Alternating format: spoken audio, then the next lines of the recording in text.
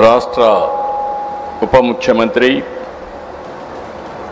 జనసేన అధినేత శ్రీ పవన్ కళ్యాణ్ గారు, బీజేపీ రాష్ట్ర పార్టీ అధ్యక్షురాలు, రెయిన్ఫాల్ ప్రిడిక్షన్, క్లౌడ్ బరస్టింగ్, ఇవన్నీ కూడా అనేకమైనటువంటి సర్ఫేస్ వాటర్, రిజర్వాయర్లో water, ground water, soil moisture, ఇలాంటి 42 పారామీటర్స్ తయారు చేస్తున్నాం. అవన్నీ పబ్లిక్ పెడతాం, డిపార్ట్మెంట్కి పెడతాం. Preventive measures, real time monitoring మీరు చేసుకోవడానికి చాలా ఈజీగా ఉంటుంది. అవి కూడా వస్తాయి. రేపు రాబోయే రోజులు హెల్త్లో కూడా ఇవన్నీ వస్తాయి. ఇప్పుడు అందుకనే మీరు చూస్తే గౌరవ పార్లమెంట్ సభ్యురాలు పురంధేశ్వరి గారు, హ్యూమన్ రిసోర్స్ మినిస్టర్, ఓసారి మీకు కానీ ఇన్ఫర్మేషన్ లేకపోతే ఇమ్మీడియట్గా మీకు కావాల్సిన క్వశ్చన్స్ అడిగితే 80-90% అక్యురసీతో డేటా వస్తూ ఉంది. రేపు అక్యురసీ ఆఫ్ డేటా 99%కి వెళ్ళే పరిస్థితి వస్తుంది. ఒకప్పుడు మామూలు కంప్యూటర్ అయితే చాలా టైం పడుతుంది, సూపర్ కంప్యూటర్ కూడా టైం పడుతుంది. ఇప్పుడు ನಾವು క్వాంటమ్ కంప్యూటింగ్కి వెళ్తున్నాం. నేను అందుకే ఆంధ్రప్రదేశ్లో క్వాంటమ్ వ్యాలీ అన్నాను. ప్రతి ఒక్కరికి మైండ్ కంప్యూటర్గా పనిచేయాలి. క్వాంటమ్ కంప్యూటింగ్కి ఆల్గరిథమ్స్ రాయాలి. ఇది ఫ్యూచర్. ఈరోజు ఐటీ అంటే ఇండియన్స్, ఐటీ అంటే మొదటి స్థానం తెలుగు వాళ్ళు. 25 ఏళ్లకు మునుపు చేశాం. ఇప్పుడు ఆ అడ్వాంటేజ్ని ముందు తీసుకొని పోవాల్సిన అవసరం ఉంది. ఇంకో పక్క central government, state government programmes అన్ని అనుసంధానం చేస్తున్నాం. ఇప్పుడు ఏదైతే మీరు ఇక్కడ ఆధార్ అథెంటికేషన్ చేసి, ఫ్యామిలీ ఇంటిగ్రేషన్ చేసి, జియో ట్యాగింగ్ కూడా చేశాం. రేపు ఏదైనా వరద వస్తే కలెక్టర్లు ఎవరు ఎత్తుక్కునే పని లేదు. ఏ ఇంటికి నీళ్లు వాటర్ పంపించాలన్నా, ఫుడ్ పంపించాలన్నా డ్రోన్ దగ్గర పంపించి ప్రోగ్రామ్ చేసేసి, అంటే టెక్నాలజీ ఎంత మెచ్యూర్ అయిందంటే ఇవన్నీ ఎగ్జాంపుల్స్ మీకు. ఇంకో పక్కన ఏ యూనివర్సిటీ వస్తుంది, మెడ్టెక్ జోన్ పెట్టాం, డ్రోన్ సిటీ వస్తుంది. ఇక్కడ మీరు ఒకసారి చూస్తే వాట్సాప్ గవర్నెన్స్ ఇటీవల ఐటీ డిపార్ట్మెంట్ ఇనిషియేట్ చేసుకొని చేశారు. టుడే 503 సర్వీసుల్ని వాట్సాప్ గవర్నెన్స్లో ఇస్తున్నాం. ఆగస్టు 15కి 703 సర్వీసులు 100%. ఏ ఆఫీస్కి ఎవ్వరు పోయే పని లేదు, అన్ని వాట్సాప్లో ఉంటాయి. ఇది మీరు ఒకసారి చూస్తే ఎప్పుడూ జరగనటువంటి వినూత్నమైన ఆలోచన చేశాం. ఆ ఆలోచన ప్రకారం 703 సర్వీసులు ప్రొవైడ్ చేస్తాం.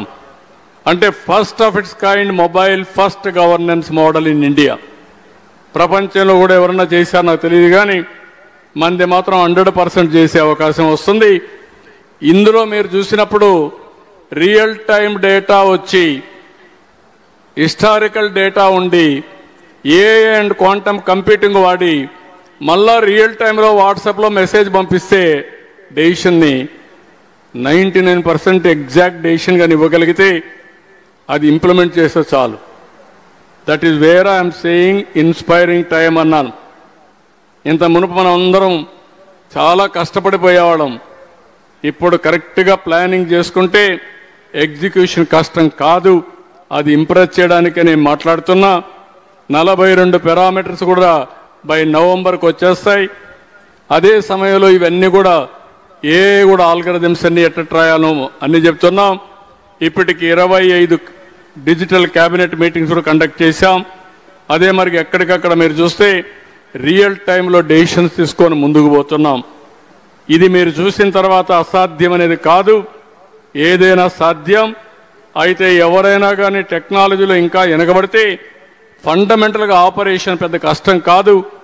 ఆపరేషన్స్ వరకు మీరు నేర్చుకోగలిగితే మీరే ఆపరేట్ చేసే పరిస్థితి వస్తుంది. ఇక్కడుండే 2000 మంది ఇక్కడున్నారు. ఈ 2000 మందికి విజ్ఞప్తి చేస్తున్నా, దీన్ని అమలు చేసే బాధ్యత మీది. దానికి ఏమాత్రం రాజీ లేదు. సమిష్టిగా ముందుకు పోదామని చెప్పి మిమ్మల్ని కోరుతున్నా. నెక్స్ట్, ఇక్కడ యోగాంధ్ర ఎగ్జాంపుల్ చెప్పాను. చాలా సంతోషం. వరల్డ్ బెస్ట్ రికార్డ్స్ అన్నీ మనకే వచ్చాయి. ఏదైతే మీరు చూస్తే 2 గిన్నిస్ వరల్డ్ రికార్డ్స్ వచ్చాయి. ఒకటి 3,01,000 మంది సింగిల్ లొకేషన్లో యోగా వేసింది ప్రపంచ చరిత్రలో మంది. ఇంత మునుపు 1.47 ఉంటే ఈసారి 3,01,000 మందితో రికార్డ్ బ్రేక్ చేశాం. మీ అందరి ముందరనే ఇప్పుడు అవార్డు కూడా తీసుకోబోతున్నాం.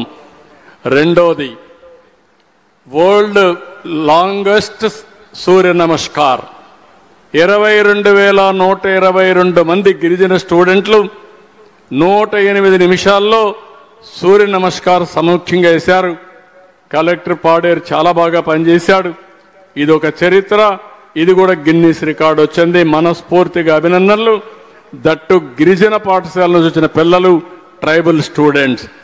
ఇవి కాకుండా 21 వరల్డ్ బుక్ ఆఫ్ రికార్డ్స్ మనకు వచ్చాయి. అవి కూడా ఇప్పుడే చదివినిపిస్తాం. ఇంత జరిగితే 0 ఇన్సిడెంట్, పర్ఫెక్ట్ ఎగ్జిక్యూషన్. ఇది చూసిన తర్వాత effective collaboration, strategic planning and smart use of technology. నా లెక్క ప్రకారం అయితే మన వాళ్ళు ఒక 40-50% టెక్నాలజీ వాడారు. 100% వాడితే ఇంకా ఎక్కడ కూడా ఇబ్బందే రాదు. పోలీస్ యంత్రాంగం కూడా 0 ఇన్సిడెంట్. నేను డిఐజీ గారిని చూశాను, చాలా పర్ఫెక్ట్గా ఫీల్డ్లో ఉండి నాయకత్వాన్ని ఇచ్చాడు, లీడర్షిప్ ఇచ్చాడు. అక్కడ కమిషనర్ గారు అందరూ బాగా పనిచేశారు. ఇంత పెద్ద ఇన్సిడెంట్లో ఒక స్మాల్